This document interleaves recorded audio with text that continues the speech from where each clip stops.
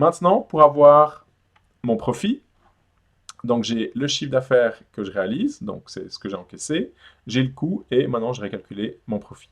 Pour faire ça, on va utiliser les calculations, qui sont donc des mesures calculées qu'on peut récupérer. Attention, la première, c'est le calculate qui est là. Ne le supprimez pas, donc ça va simplement définir en fait comment est-ce que les cubes vont être agrégés. Donc ne le touchez pas, si vous le supprimez, il faudra le remettre, sinon vous n'arriverez plus à recompiler votre cube. Donc je vais créer un nouveau membre calculé, et je vais l'appeler le profit. Voilà.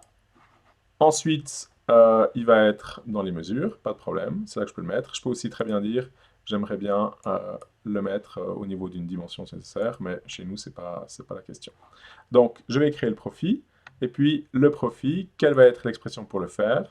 Eh bien, ce sera à partir de mes mesures de nouveau, de mes ventes. Je vais prendre le chiffre d'affaires que j'ai réalisé, hors taxe, forcément, hein, les TVA, c'est pour la Confédération, c'est pas pour moi, moins le coût.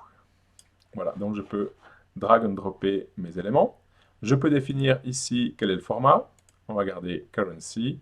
Est-ce qu'il est visible? Oui, est-ce qu'il est visible? Si j'en ai pas, etc. Donc, on peut définir différents éléments. Donc, avec ça, maintenant, j'ai défini une nouvelle mesure qui s'appelle profit.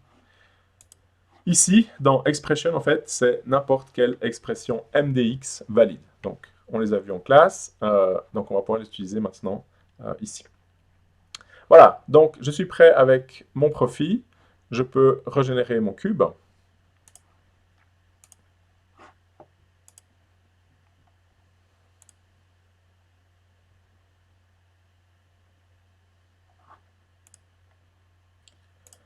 Voilà.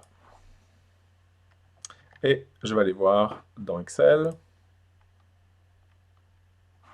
Donc, j'ai bien mon chiffre d'affaires et le coût. Et si je vais chercher dans mes mesures, ici, je vais retrouver le profit.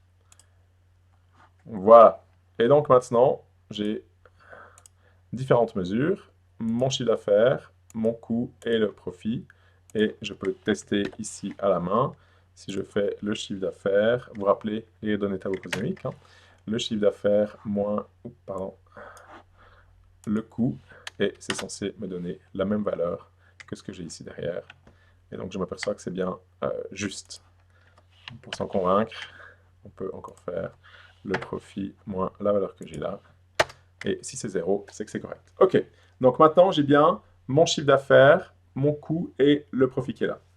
Donc je vous laisse maintenant répondre à la question du quiz et on se retrouve après pour calculer la marge.